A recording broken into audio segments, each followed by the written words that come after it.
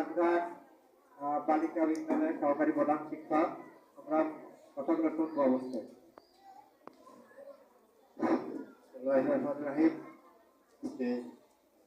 উপস্থিত বার্ষিক পরীক্ষার ফলাফল প্রকাশ অনুষ্ঠানের সম্মানিত সভাপতি, অত্র বিদ্যালয়ের সাবেক সভাপতি, প্রধান শিক্ষক, আমাদের গ্রামের অত্যন্ত শ্রদ্ধাভাজন মুরব্বী সহ শিক্ষক শিক্ষিকা বৃন্দ আছেন উপস্থিত, আমাদের গ্রামের অভিভাবিকা অভিভাবক সহ আমাদের পরবর্তী ছাত্রছাত্রীবৃন্দ, সবাইকে ধন্যবাদ জানাই।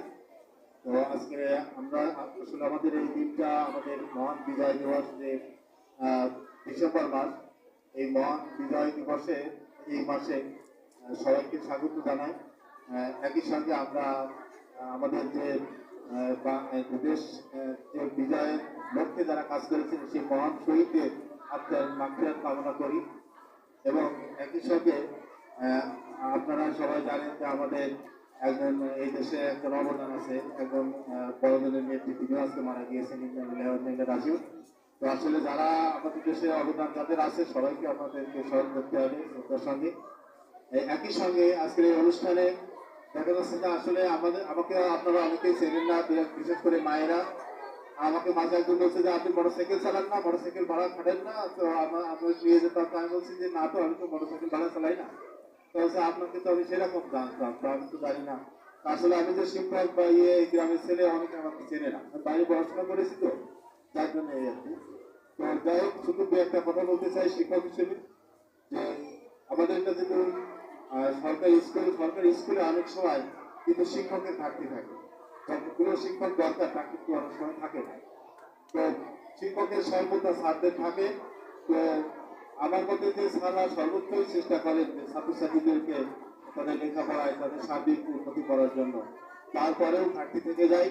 তো ঘাটতি থেকে গেলে সেটা আপনারা প্রধান শিক্ষকের শরণাপন্ন হবে, স্যারকে সুন্দরভাবে পরামর্শ দিবেন যে স্যার এইভাবে করলে আমার সন্তানগুলো লেখাপড়া আরেকটু মনোযোগী হতো বা লেখাপড়া আরেকটু উন্নতি করতে হতো।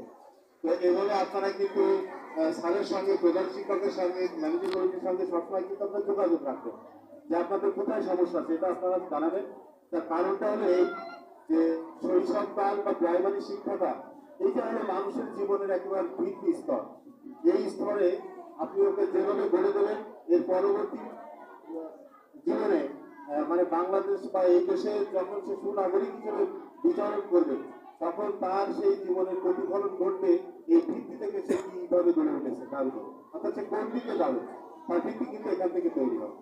তো এখানে যদি আপনি শৈশবকালে যদি অবহেলা করেন, তাহলে দেখা যাবে কি, ও যদি বিপদে যায়, বড় হয়ে গেলে কিন্তু আর শাসন করতে পারবে না। তখন বিশেষ করে যদি 6-এ উঠে যায়, 7-এ উঠে যায়, আমি এর আগে কলতলা স্কুল, যেটা নবরা মাধ্যমিক বিদ্যালয়, সেখানে সরকারি শিক্ষক ছিলাম। 11 বছর রাজঘাটে আছি, 3 বছর। তো আমার এই শিক্ষকের যে অভিজ্ঞতা আছে, সেখান থেকে আমি দেখেছি যে হাই স্কুলে পড়া ছেলেরা, কলেজে পড়া ছেলেরা, এমনকি মেয়েরাও, এরা কিন্তু বাবা মাকে শাসন করে, বাবা মা কিন্তু এদেরকে শাসন করতে পারে। আমি বহু দেখেছি যে আমাদের স্কুলে যখন আমরা একটা সমস্যার কথা বললে বা তারা যদি কোনো কথা বলে, যাওয়ার সময় আমরা জানালা দেখেছি যে বাবাকে মাকে শাসন করতে করতে নিয়ে যাচ্ছে সেই সন্তান। তো এটা কিন্তু আপনার এই কন্ট্রোল, যদি আপনি ইংরেজিতে বলে, যদি if we lose your control, মানে child level on your child, you can not control in other steps in next life. এটা হচ্ছে মানে শৈশবে যদি কন্ট্রোল হারাই ফেলি আমি আমার সন্তানদের প্রতি, তাহলে ভবিষ্যতে কিন্তু আমরা তাকে কিন্তু আর কন্ট্রোল করতে পারবো না। তো এই ক্ষেত্রে আমি মনে করি যে আমরা যারা আমাদের স্কুলের শিক্ষক আছেন, স্যারকে ধন্যবাদ, অভিনন্দন, আমাদের হাই স্কুলের প্রধান শিক্ষক গুলিজন। তো যাই হোক, যে কথা বলছিলাম যে আমরা শৈশব থেকে আমাদের ভিত্তিটা গড়ে তুলতে হবে। আর একটা কথা বলি যে আমাদের বাংলাদেশে বর্তমানে আমাদের যে স্টুডেন্টদের মধ্যেও কিন্তু কোনো নৈতিকতা নাই। নৈতিকতা, আদর্শ, মানবিকতা, এই যে গুণগুলো আছে, বিশেষ করে ধর্মীয় প্রতিষ্ঠানগুলো আমরা জানতে পাই, তাই না? যেমন আপনি যদি কোনো ইসলাম ধর্মের অনুষ্ঠানে যান, কিংবা কোনো হিন্দু ধর্মের বা বৌদ্ধ ধর্মের কোনো অনুষ্ঠানে যান, সেখানে দেখবেন মানবিকতা, নীতিকথা, নৈতিকতা, এগুলো তারা অনেক চর্চা করে। কিন্তু আমাদের যে এই সাধারণত শিক্ষা, এখানে নৈতিকতা এগুলো চর্চা করা হয়, কিন্তু এগুলো কিন্তু আমাদের ছেলেমেয়েরা ধারণ করতে পারতেছে না। কেন পারতেছে না? এখানে আমার মনে হয় অভিভাবক এবং আমাদের শিক্ষা প্রতিষ্ঠানে যারা আছেন, আমাদের সবাইকে একযোগে কাজ করে আমাদের শিক্ষার্থীদেরকে কিভাবে নৈতিকভাবে একজন ভালো মানুষ তৈরি করা যায়। এখন মুরব্বীদেরকে সম্মান দিতে চায় না। তারপরে দেখবেন রাস্তাঘাটে চলাফেরা ভীষণ খারাপ হয়ে গেছে। তারা মুরব্বীরা যাচ্ছে, তার কাছে তারা গালি গালাজ করতে করতে কথা বলতে বলতে যাচ্ছে। অবাক হয়ে যেতে হয় যে আপনি একজন মুরব্বী, কিন্তু দেখা যাচ্ছে একটা ছোট ছেলে, সে কথা বলতে গালি গালাজ করতে করতে চলে যাচ্ছে। সে কিন্তু মুরব্বীদেরকে কিন্তু নোটিস করতেছে না যে একজন মুরব্বী আছে। অথচ আমরা কিন্তু অনেক মুরব্বীদের কিন্তু ভয় করতাম। বিশেষ করে আমাদের গ্রামের ছোট ফারাই চাচা, যে তাকে কিন্তু আমরা ছোটবেলায় অনেক ভয় করতাম। কারণ উনি যদি দেখতেন আমরা যে গুলি খেলতাম, উনি যদি দেখতেন আমাদের কিন্তু আবার ধরে কাজ ধরে মোটামুটি কান মুড়ায় ভালো করে পালিশ করে দিয়ে দিত। আমরা কিন্তু আর হয়তো কিন্তু এরকম করতাম না। তো এখন কিন্তু শাসন নাই। আমাদের এই শাসন নাই বলে কিন্তু আমাদের নৈতিকতা মানবিকতা আমাদের বাচ্চাদের কিন্তু চলে গেছে। তো এখন আসলে কেউ কারো অভিভাবক আসলে এখন শাসনও করতে কেউ সাহস পায় না।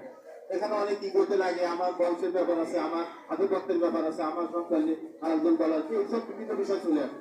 ফলে আমাদের এই শিক্ষা প্রতিষ্ঠানই হলো একমাত্র জায়গা সেখান থেকে মনে হয় যে আমরা করতে পারি, এবং অভিভাবকরা আমরা নিজ উদ্যোগে আমরা আমাদের সন্তানদেরকে কিন্তু এদিকে নৈতিকভাবে যদি আমি গড়ে তুলতে না পারি, তাহলে কোনো শিক্ষায় কিন্তু ওই ভিতরে টেকসই হবে। আর একটা কথা বলি যে আমাদের যুগ পরিবর্তন হচ্ছে, আমরা কিন্তু ধাপে ধাপে বিজ্ঞানের দিকে এগিয়ে যাচ্ছি। দেখেন আমাদের সব কিছুর মধ্যে বিজ্ঞান রয়েছে। এই যে মাইক্রো ওভেনের কথা বলছে, এটাও কিন্তু বিজ্ঞান।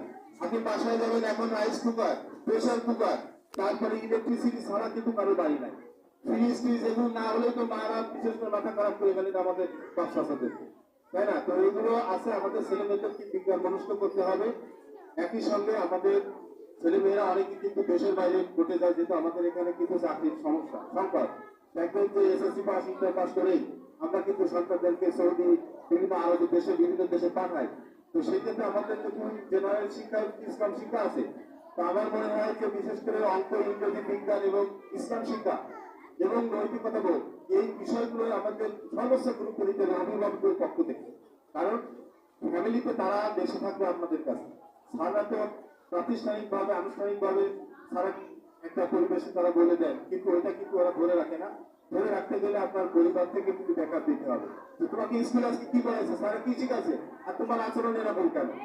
তারা আমি তোমার স্যারের সাথে বলবো এবং তোমার এই আচরণ খারাপ, আমি স্যারকে জানাই আসবো যে তুমি বাসায় এসে ভালো ব্যবহার করতেছো। এইভাবে যদি আমরা উভয় পক্ষে চাপে রাখি, তাহলে ওরা কিন্তু সোজা হতে বাধ্য হবে। আর এখন সোজা না করা গেলে ভবিষ্যতে কিন্তু আর সোজা করতে পারবেন না। তখন দেখা যাচ্ছে আমরা প্রায় পত্রপত্রিকায় দেখি সন্তানের পানির আঘাতে বাবা খুন, সন্তানের আঘাতে মা খুন, এরকম ঘটনা কিন্তু দেখা যাচ্ছে। এমনকি ভাইয়ে ভাইয়ে মারামারি করে খুব খারাপ হয়েছে।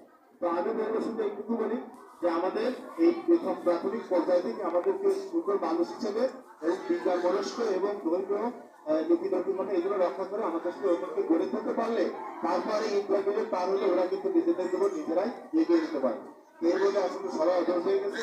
আমি আমার সম্পর্কে বক্তব্য এখানে শেষ করছি। সবাই সুস্থ থাকবেন, ভালো থাকবেন, আল্লাহ আপনাদের সবাই সহায় এবং আমি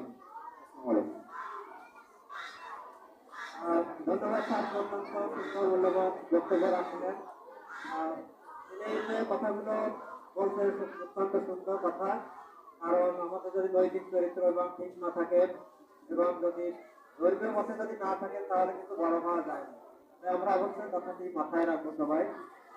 এই পর্যায়ে আমাদের মাঝে মূল্যবান বক্তব্য নিয়ে আসছেন আমাদের পাশের স্কুলের সরকুলা মাধ্যমিক বিদ্যালয়ের শ্রদ্ধেয় শিক্ষক জনাব মাসুদুর রহমান। প্রধান শিক্ষক জনাব মাসুদুর রহমান।